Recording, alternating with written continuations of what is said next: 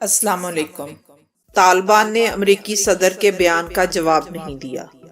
امریکہ اور طالبان کے درمیان قیدیوں کے تبادلے کے بعد ایک مرتبہ پھر طالبان اور امریکہ کے درمیان امن مذاکرات کی بحالی کی بازگشت سنائی دے رہی ہے۔ طالبان کا کہنا ہے کہ امریکہ کے ساتھ امن مذاکرات شروع کرنے کی بات ابھی نہیں کی جا سکتی۔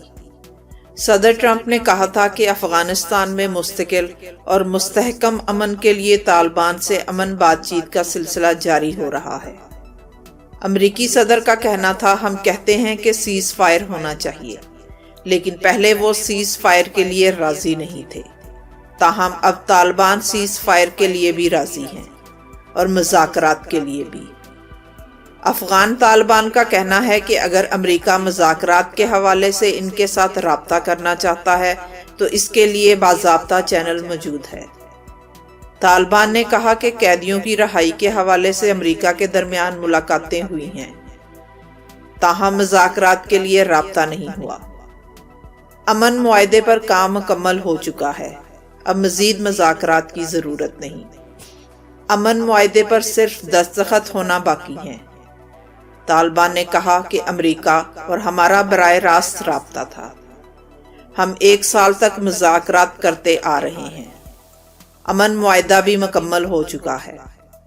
طالبان کا مزید کہنا تھا کہ افغان حکومت کے ساتھ مذاکرات کے بارے میں ہماری پالیسی واضح ہے۔ امریکہ کے ساتھ اگر امن معاہدہ ہوتا ہے تو اس کے 10 دن بعد افغانستان کی حکومت سے بھی مذاکرات ہوں گے۔ امریکہ کے صدر ڈونلڈ ٹرمپ نے بھی ایک ٹویٹ کے ذریعے یہ تاثر دیا ہے کہ طالبان سے قیدیوں کا تبادلہ افغانستان میں جنگ بندی کا نقطہ آغاز ہو سکتا ہے۔ البتہ طالبان کی دھڑے بندی اور قیادت کے فقدان پر سوالات اٹھا رہی ہے۔ یہ کوئی پہلی دفعہ نہیں کہ طالبان کے بارے میں دھڑی بندی کی بات ہوئی ہو۔ اس میں کوئی شک نہیں کہ طالبان کے سابق امیر ملا عمر کی وفات کے بعد طالبان میں دھڑے بندی ہوئی ہے۔ جب نئے امیر ملا اختر منصور کو طالبان کا لیڈر بنایا گیا تو کچھ لوگوں نے ان کی مخالفت بھی کی تھی۔ ایک اور دھڑا ملا رسول کی شکل میں بھی سامنے آیا، جو ملا منصور کے انتخاب سے انکاری تھا، لیکن یہ ساری افواہیں بھی ہو سکتی ہیں۔ تاہم ملا منصور کے بعد ملا ہیبت اللہ نے جب چارج سنبھالا تو بہت سارے ناراض دھڑوں کو منا لیا گیا۔ افغان حکومت یا امریکہ کا حالیہ دعویٰ کہ مذاکرات کرنے والے طالبان کا اپنے کمانڈرز پر کنٹرول نہیں ہے، اس بات کو رد کرنے کے لیے ثبوت یہ ہے کہ جب طالبان نے گزشتہ عید الفطر کے موقع پر ملک بھر میں جنگ بندی کا اعلان کیا تھا تو اس پر بھرپور طریقے سے عمل درآمد ہوا تھا۔ اس سے ظاہر ہوا کہ طالبان کی رہبری شورا جو فیصلہ کرتی ہے اس پر کمانڈرز عمل درآمد کرتے ہیں۔ تمام کمانڈرز متحد ہیں اور یہی وجہ ہے کہ ان کا افغانستان کے 70% علاقے پر کنٹرول ہے۔ یہ بھی یاد رہے کہ اس ماہ طالبان کے 3 قیدیوں کے علاوہ 1 امریکی، 1 آسٹریلوی پروفیسر، 3 بھارتی اور 10 افغانیوں کی رہائی ممکن ہوئی۔ اگر طالبان کا اپنے کمانڈرز پر کنٹرول نہیں ہے تو یہ رہائی کیسے ہوئی؟ بڑی تنظیم میں اختلاف رائے بھی کسی نہ کسی حد تک پایا جاتا ہے اور طالبان میں بھی اختلاف رائے موجود ہے، لیکن ملا ہیبت اللہ کی قیادت میں طالبان اس وقت متحد ہیں، اور اگر اختلاف ہے تو وہ بھی بہت تھوڑے پیمانے پر۔ ملا ہیبت اللہ کی تحریک طالبان کو ہی عالمی سطح پر مانا جاتا ہے۔ انہی سے مذاکرات اور مشاورت ہوتی ہے۔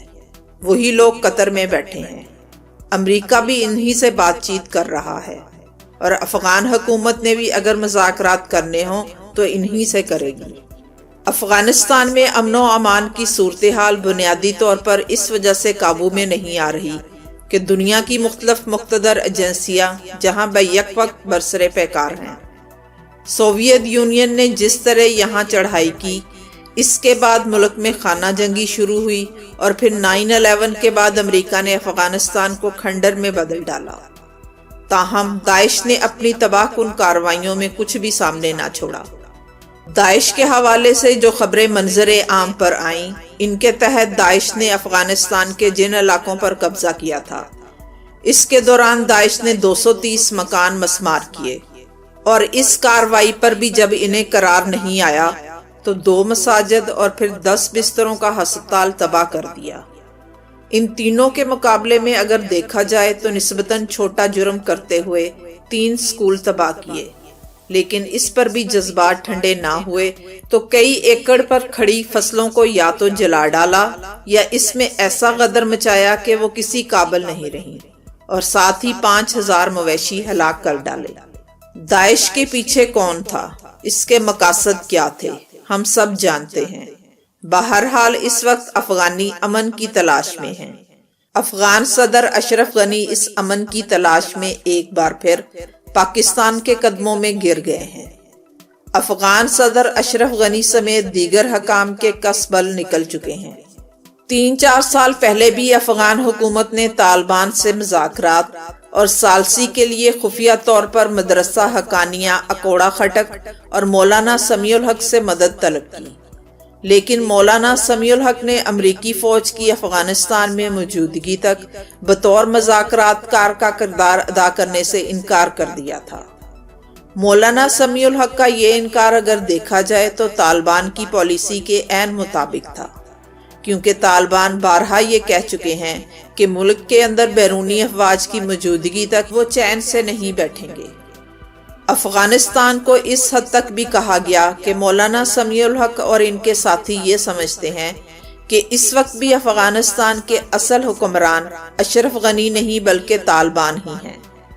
افغانستان کے صدر اشرف غنی نے جامعہ حقانیہ اکوڑا خٹک اور مولانا سمیع الحق کو خصوصی پیغام بھیجا اور درخواست کی کہ افغان حکومت اور طالبان کے مابین مذاکرات اور ثالثی کے لیے مولانا سمیع الحق اپنا خصوصی کردار ادا کریں، لیکن مولانا سمیع الحق کے 2 ٹوک جواب نے صدر اشرف غنی کی امیدوں پر پانی پھیر دیا، لیکن افغان حکومت نے مولانا سمیع الحق کا پیچھا نہیں چھوڑا۔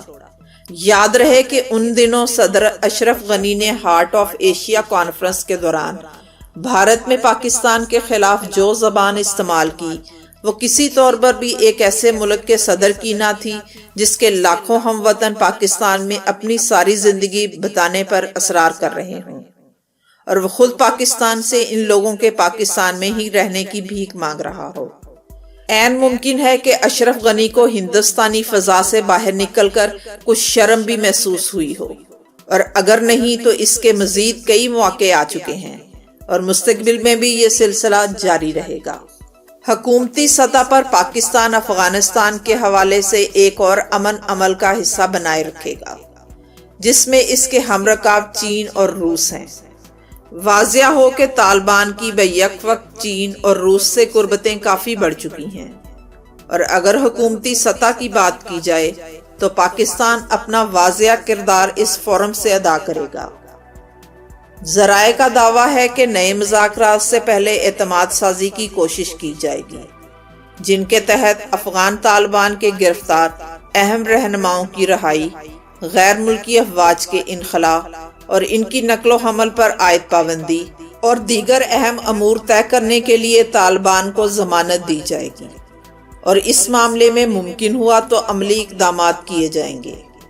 دوسری طرف افغان حکومت اور امریکہ دونوں کی صرف ایک ہی خواہش ہے کہ باقاعدہ مذاکرات سے قبل افغان حکومت اور طالبان کے درمیان جنگ بندی ہو جائے، تاکہ زیادہ سے زیادہ سنجیدگی سے بات آگے بڑھائی جا سکے۔ میری اس پوری ویڈیو کے آخر میں مجھے ایک بات سمجھ نہیں آئی کہ یہ لوگ بار بار مولانا سمیع الحق سے ملاقاتوں کا اصرار کیوں کرتے تھے۔ یہاں سوال یہ پیدا ہوتا ہے کہ اگر مولانا نے ایک بار انکار کر دیا تھا تو پھر ایسی کون سی تبدیلی وقوع پذیر ہو گئی کہ اس کے بعد بھی ان کی مولانا سمیع الحق سے ملاقاتیں جاری رہیں اور کچھ عرصے بعد ان کو شہید کر دیا گیا۔ یہ لوگ ملاقاتوں کے بہانے بندے کی ریکی کرتے ہیں اور پھر بعد میں اس کو غائب کر دیا جاتا ہے یا مار دیا جاتا ہے، لیکن ٹرمپ کا اچانک افغانستان کا دورہ کرنا اور یہاں آ کر طالبان سے مذاکرات کا بیان دینا بھی ایک بہت بڑی سیاسی گیم لگتی ہے، لیکن اس کا رزلٹ بعد میں آئے گا کہ آخر ٹرمپ کے دورے کا مقصد کیا تھا، کیونکہ ان کے ماضی کو دیکھتے ہوئے یہ بات تو طے ہے کہ ان کا مقصد کم از کم طالبان سے مذاکرات یا صلح تو نہیں ہے۔